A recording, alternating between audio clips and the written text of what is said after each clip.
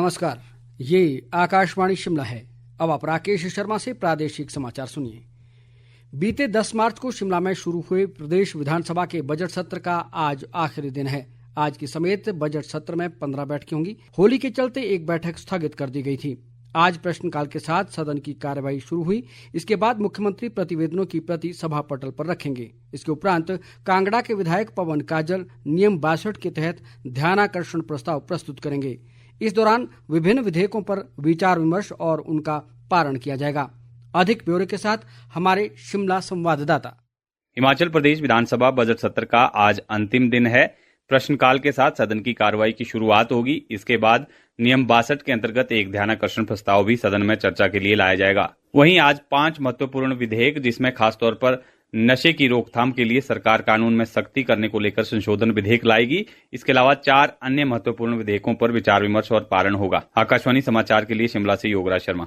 गृह मंत्री अमित शाह ने कहा है कि राष्ट्रीय सुरक्षा के लिए खतरा पैदा करने वालों को भारत में प्रवेश नहीं करने दिया जाएगा। कल लोकसभा में उन्होंने कहा कि भारत में अशांति फैलाने के लिए रोहिंग्या और बांग्लादेशियों के विरुद्ध कड़ी कार्रवाई की जाएगी। अमित शाह ने कहा कि देश में कोई भी अपनी मर्जी से नहीं रह सकता और राष्ट्रीय सुरक्षा या सार्वजनिक स्वास्थ्य के लिए जो भी खतरा पाया जाएगा उसको प्रवेश की अनुमति नहीं दी जाएगी। उन्होंने कहा कि ये देश धर्मशाला नहीं है और देश के अंदर केवल उनका स्वागत होगा जो देश को विकसित करने, व्यापार करने, शिक्षा और R&D के लिए आते हैं। गृह मंत्री का कहना है कि देश की सुरक्षा खतरे में डालने की कोशिश करने वालों पर कड़ी नजर होगी और निगरानी भी की जाएगी।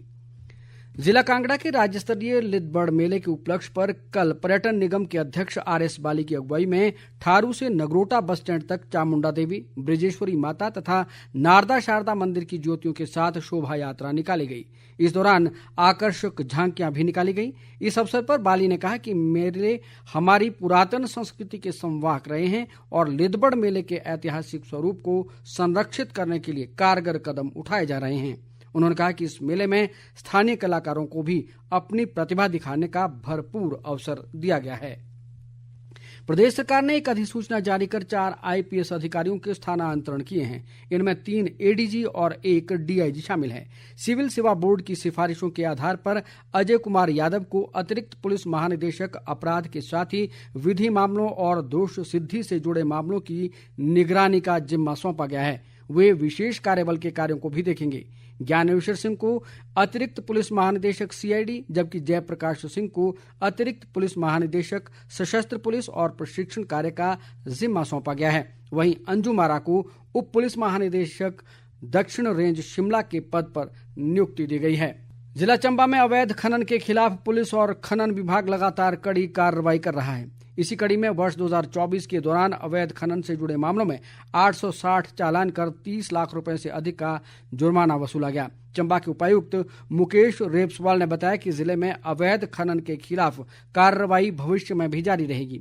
उन्होंने कहा कि अवैध खनन न केवल पर्यावरण के लिए बड़ा खतरा है बल्कि कानूनी दृष्टि से भी दंडनीय अपराध है।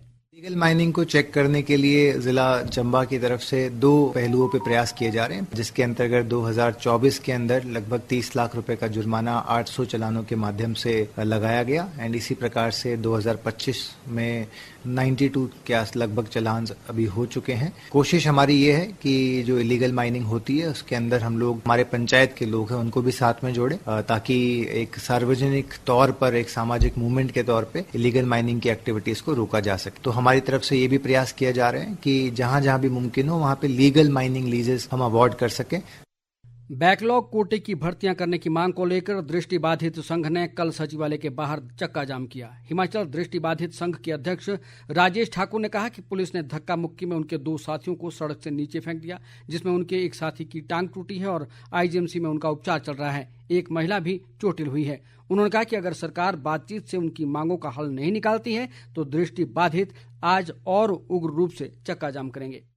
मोदी ने स्पेशली हमें कहा है कि मैं कल आपको उच्च स्तरीय बैठक दिलाऊंगा शासन प्रशासन के तहत और आपकी जो भी जेन्युइन मांगे हैं, जो भी आप अधिकार की मांगे हैं, उन मांगों में शीघ्र ही अमल किया जाएगा। सुबह 10 से 11 बजे का इंतजार करेंगे। उस टाइम अगर हमारी कोई बैठक सरकार के साथ होती है बैठक को, अगर नहीं होती है तो हमका जो आज हमारा रूट था वही रूट पीछे शुरू होगा। इसके साथ ही समाचार बुलेटिन समाप्त हुआ। हमारा अगला बुलेटिन आप सुन सकते हैं दोपहर बाद 3 बजे। नमस्कार।